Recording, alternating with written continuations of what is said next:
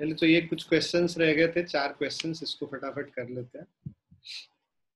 So on a 80 kilometer track, a train travels 40 kilometer with a speed of with a uniform speed of 30 kilometer per hour. तो total जो distance है वो 80 kilometre का है. उसमें से जो 40 किलोमीटर है ये इसका, ये जो स्पीड है 30 किलोमीटर पर आवर के स्पीड से कवर कर रहा है.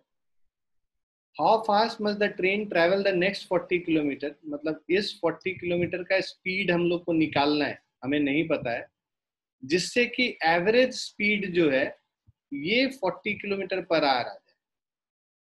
ठीक है, तो एवरेज स्पीड हमें ऑलरेडी दिया हुआ है. हमें second part of the journey जो है, जो दूसरे पार्ट ऑफ जर्नी का, इसका स्पीड निकालना है, राइट. और पहले वाले का हमें दे रखा है. तो अभी average velocity is equal to total distance traveled x1 plus x2 divided by total time taken t1 plus t2 कर लेंगे.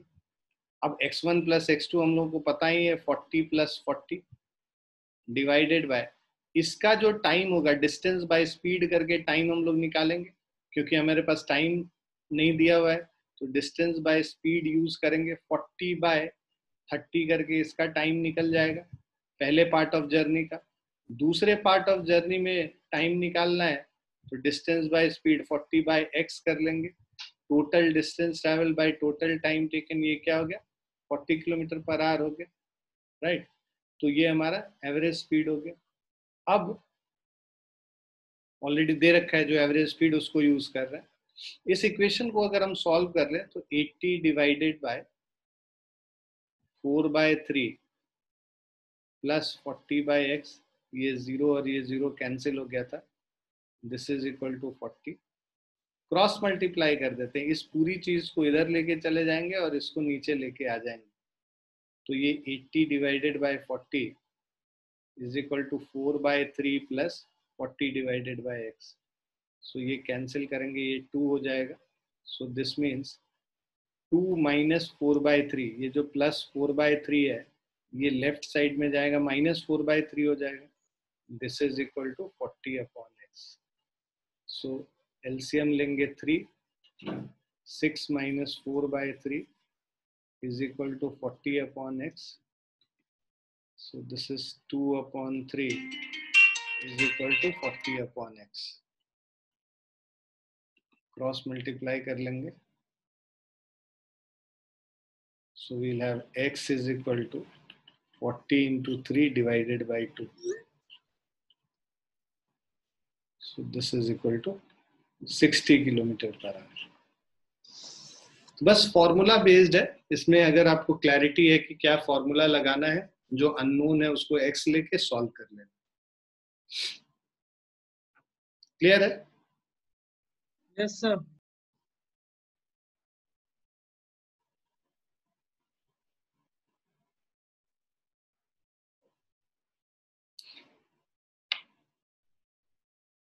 लिख लिया सभी ने?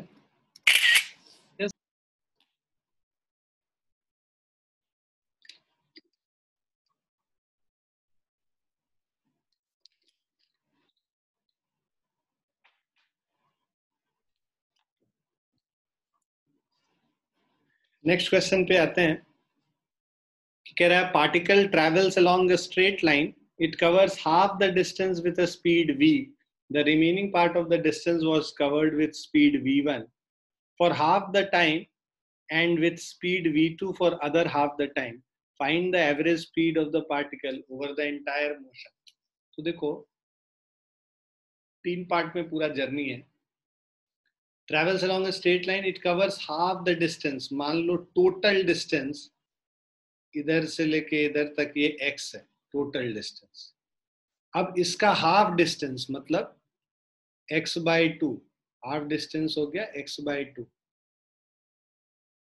तो ये जो हाफ डिस्टेंस है इसको v स्पीड से कवर कर रहा है, और जो नेक्स्ट है तो उसमें थोड़े दूर तक v1 स्पीड से और थोड़े दूर तक v2 स्पीड से. v1 स्पीड से t टाइम तक जा रहा है और v2 स्पीड से भी t टाइम तक ही जा रहा है। ये दोनों इक्वल टाइम इंटरवल से, मतलब जितना टाइम इधर यहाँ से यहाँ आने में लग रहा है उतना ही टाइम में यहाँ से यहाँ जा रहा है। मतलब टोटल जो इतना डिस्टेंस ट्रेवल कर रहा है उसका half the time v1 speed से जा रहा है और नेक्स्ट हाफ टाइम तक v2 स्पीड तक जा रहा है, v2 स्पीड से जा रहा है। अब अगर हम लोगों को जो एवरेज स्पीड निकालना है, so average speed is equal to total distance travelled, right? So total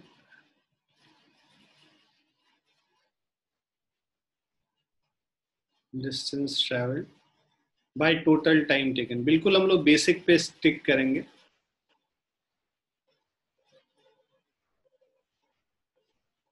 total distance travel हमारा x है, ठीक है।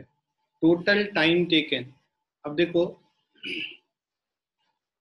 यहाँ पे अगर तुम इसको अगर चेक करोगे तो ये जो v1 इंटू टी है, स्पीड इंटू टाइम करेंगे ये वाला डिस्टेंस निकलेगा, प्लस v2 इंटू टी है, ये हम लोगों को x/2 के बराबर आ जाएगा। v1t प्लस v2t ये हम लोग को x/2 दे देगा। तो अगर हम लोग को ये t टाइम निकालना है तो t into v1 plus v2 is equal to x/2। इससे हमारा t का value x divided by 2 times v1 plus v2 आ जाता है। ये फर्स्ट इक्वेशन। अब ये जो एवरेज स्पीड हम कह रहे हैं total distance travel by total time, तो ये जो इतना डिस्टेंस ट्रैवल करने में, ये वाला जो डिस्टेंस है इसको ट्रैवल करने में डिस्टेंस बाय स्पीड करके टाइम निकालेंगे तो x/2v हो जाएगा टाइम टेकन, प्लस ये t प्लस टी कितना हो जाता है 2t हो जाता है। t का वैल्यू ये फर्स्ट वाले इक्वेशन से इसमें डाल देंगे तो average speed is equal to x divided by x/2v plus 2 times time जो यहाँ पे फर्स्ट वाले में निकाल रखे हैं उसको यूज कर लेंगे, x divided by 2 times v1 plus v2। यहाँ लिख लेना, this is from first we have use this equation. पहले वाला इक्वेशन, इसमें हम लोग t का वैल्यू रिप्लेस कर लिए हैं यहाँ। क्लियर है यहाँ तक सभी को? अब इसको बस यूज कर लेंगे, average speed is equal to x divided by, देखो क्वेश्चन में तो हम लोग को बस v1 दे रखा था, v2 दे रखा था और v दे रखा था, मतलब x तो दे नहीं रखा था, ये तो हमने एज्यूम किया हुआ है। तो एज्यूम किया है तो वो उसको कैंसिल भी करना पड़ेगा, मतलब बेसिकली उसके बिना आंसर निकालना होगा। इसमें डिनोमिनेटर में दोनों में x से बाहर कर लेंगे अगर x को, अंदर बच जाएगा 1/2v प्लस ये 2 टाइम्स और ये 2 टाइम्स कैंसिल हो गया 1/v1 प्लस v2, ये x और ये x कैंसिल हो गया। So this is equal to v1 plus v2 plus of 2v divided by 2v into v1 plus v2। ये हो गया, x कैंसिल हो गया तो यहाँ 1 बचा, तो वो 1 हमने यहाँ न्यूमरेटर में लिया। उसके बाद इसको हमने एलसीएम लेके सॉल्व कर लिया, एलसीएम ले लिया तो 2v into v1 plus v2 है, इधर न्यूमरेटर में v1 प्लस v2 आ जाएगा और इधर न्यूमरेटर में 2v आ जाएगा। अब इन सबको अगर हम लोग अरेंज करके लिखें तो ये जो सबसे डिनोमिनेटर में ये ऊपर चला जाएगा इस जगह पे, तो this is 2v times v1 plus v2 divided by v1 plus v2 plus 2v। ये हमारा एवरेज स्पीड हो गया। क्लियर है सभी बच्चों को? Yes sir.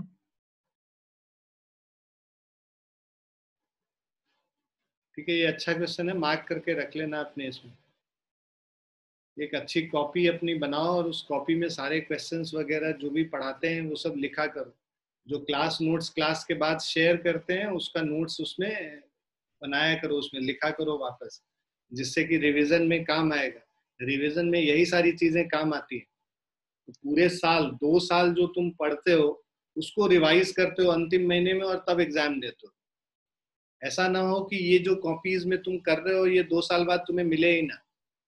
तो इसीलिए तुम्हारे सारे जो जो भी पढ़ाई करते हैं पूरे 2 साल तक वो एकदम सहेज के रखते हैं, क्योंकि वही तो तुम्हारी पूंजी है जो तुम 2 साल जमा करते हो और 2 साल के बाद उसको यूज करते हो एग्जाम देने।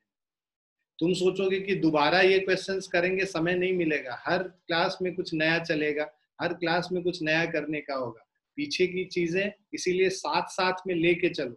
एक कॉपी मोटी सी बना लो, 200-300 पेज वाली मोटी वाली रजिस्टर, और उसमें एक लाइन से फिजिक्स पार्ट 1 करके लिख लेना। जितने कॉपीज हो सकता है कि जब तक हम लोग 2 साल पढ़े तो 8-10 कॉपी तो तुम्हारे लग ही जाएंगे मोटे मोटे। तो उन सारे कॉपीज में ये सब जो हम लोग पढ़ाते हैं वो सारे नोट्स भी होने चाहिए और क्वेश्चंस भी होने चाहिए। इसीलिए क्लास के ये सारे क्वेश्चंस भी हम शेयर कर लेते हैं पूरा लिखा हुआ। तो क्वेश्चन के साथ नीचे आंसर होना चाहिए। जैसे छोटे बच्चे पढ़ाई करते हैं वैसे ऑर्गेनाइज्ड वे में पढ़ाई करोगे तभी आगे उसको यूज कर पाओगे, नहीं तो फिर 2 साल बाद पता ही नहीं रहेगा तुमने क्या पढ़ा था 2 साल पहले। क्लियर है ना बच्चों? Yes, sir. Yes.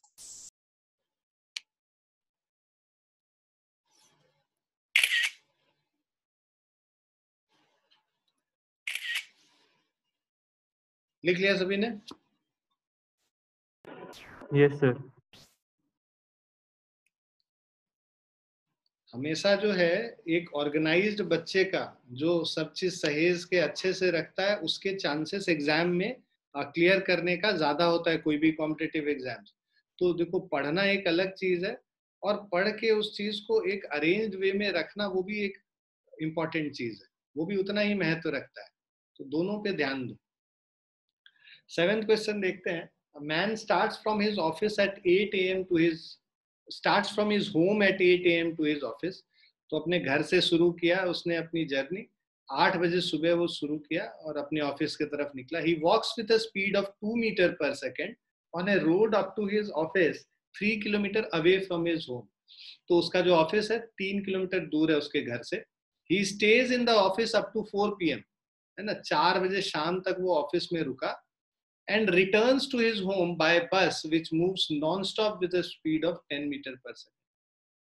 Now calculate the time taken by the man to reach his office, time taken by the man to reach his home.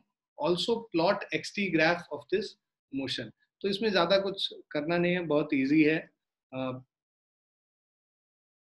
Time taken, first part, time taken by man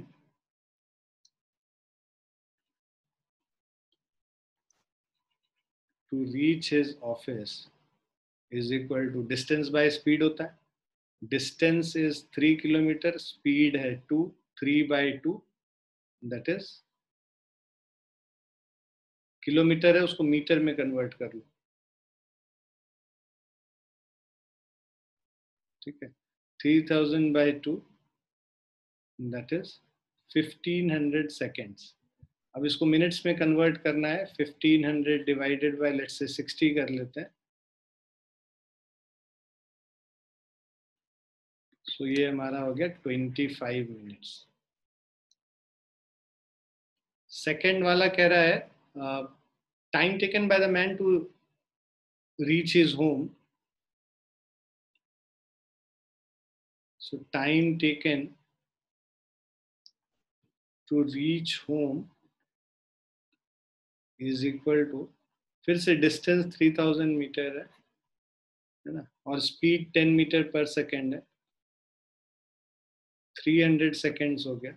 minutes में convert करेंगे 300/60 minutes, so which is equal to 5 minutes. So home 5 minutes में पहुंचा। Plot the XT graph. XT graph क्या होता है? कभी भी XT graph का मतलब टाइम तो हमेशा क्या होता है, एक्स एक्सिस पे हम लोग लेते हैं। तो ये हमारा टाइम एक्सेस हो गया और ये हमारा डिस्टेंस वाला हो गया। अब डिस्टेंस जो है ये 3 किलोमीटर जाता है, सो लेट्स से 1, 2 और 3 यहाँ पे हमने मार्क कर लिया है, और टाइम इधर मार्क कर रहे हैं, राइट। सो ये 8 o'clock पे जर्नी स्टार्ट हो रहा है, 8:25 पे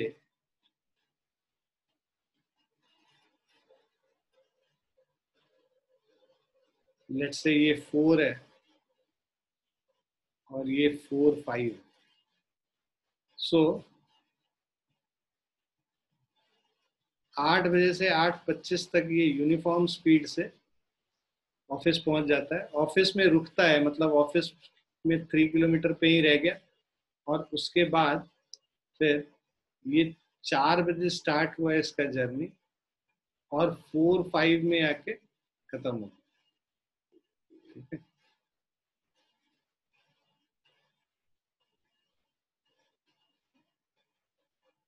सो ये हमारा XT ग्राफ हो गया।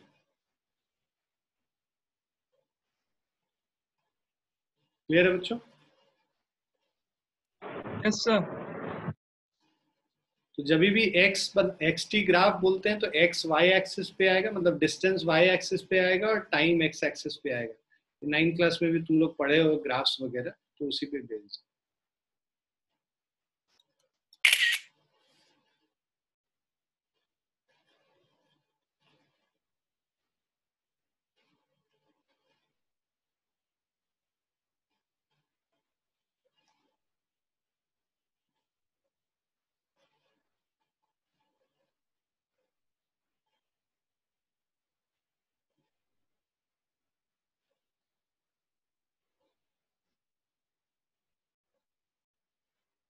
लिख लिया सभी ने?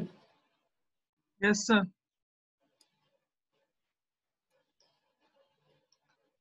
ये इस तरह का क्वेश्चन काफी पूछा जाता है, मेरे ख्याल से 6th या 7th में एक मैथ्स का भी प्रॉब्लम इसी पे बेस्ड था, जहाँ पे वो मंकी वाला क्वेश्चन था। सेम चीज है। A man wants to climb to the top of a vertical pole of height 11 metre. तो टोटल जो पोल का हाइट है वो 11 metre. Right. He climbs 5 meter in 2 seconds and then slips 3 meter in 2 seconds. तो total देखो, पहले 2 seconds में 5 metre आया, और उसके बाद नेक्स्ट 2 सेकेंड्स में स्लिप किया 3 मीटर। तो ये 5 मीटर ऊपर और 3 मीटर नीचे। तो ये बेसिकली 5 मीटर माइनस 3 मीटर, ये जो जर्नी है ये टोटल कितना 4 सेकेंड में आया। तो ये टोटल 5 मीटर माइनस 2 मीटर क्या हो गया, 2 मीटर हो गया। तो एवरी 4 सेकेंड में वो 2 मीटर चल रहा है, राइट। तो अब ये देखो, पहले 2 मीटर आया, ठीक है, उसके बाद फिर से ये अगले 4 सेकेंड में 2 मीटर और आएगा, राइट। 2 to 4 to 6 तक जब आ गया, इसके बाद आप देखो, इसके बाद ये क्या करेगा, ये आप क्या कर रहे हो, 5 माइनस 3 एक पेयर बना लिया, plus of 5 minus 3 plus of 5 minus 3। तो ये देखो 4 सेकेंड 4 सेकेंड और 4 सेकेंड का जर्नी हो गया, राइट। अब जब ये टोटल 6 मीटर पे आ गया, अब ये जैसे ही 5 मीटर चढ़ेगा ये टॉप पे पहुंच जाएगा, है ना। ये 2-2 मीटर करके 6 मीटर पे पहुंच गया। 6 मीटर पे पहुंचने के बाद ये टोटल जो है this is equal to 6 metre. 6 metre के बाद जैसे ही एक नेक्स्ट 2 सेकेंड में वो क्लाइम करेगा तो वो 5 मीटर ऊपर पहुंच गया। तो 6 + 5 कितना हो जाएगा, ये टोटल 11 हो जाएगा। जब वो टॉप पे ऑलरेडी पहुंच गया तब वो नीचे नहीं वापस आएगा, स्लिप नहीं करेगा, वो टॉप पे पहुंच गया। सो उसका जो टोटल टाइम टेकन होगा, मतलब ये 4 सेकेंड 4 सेकेंड 4 सेकेंड और नेक्स्ट 2 सेकेंड में ऊपर पहुंच गया। तो ये total time taken to reach the top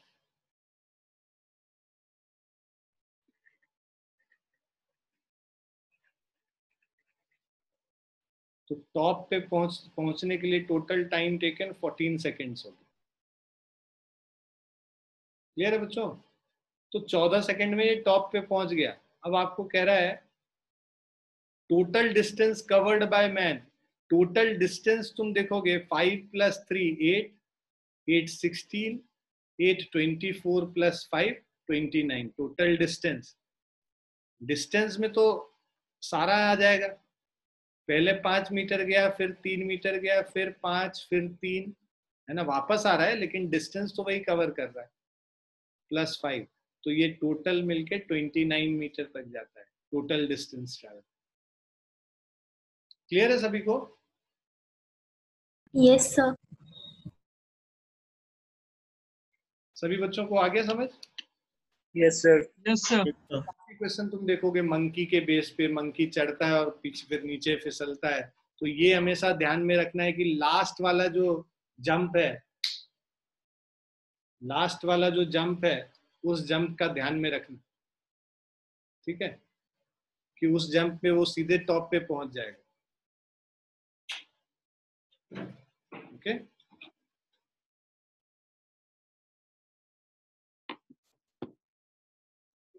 एक मिनट बच्चों होल्ड करो।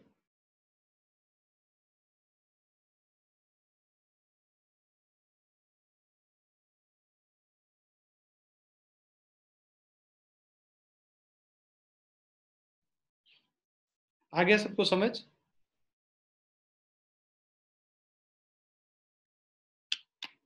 आ गया बच्चों? Yes sir. Yes, sir. Yes sir.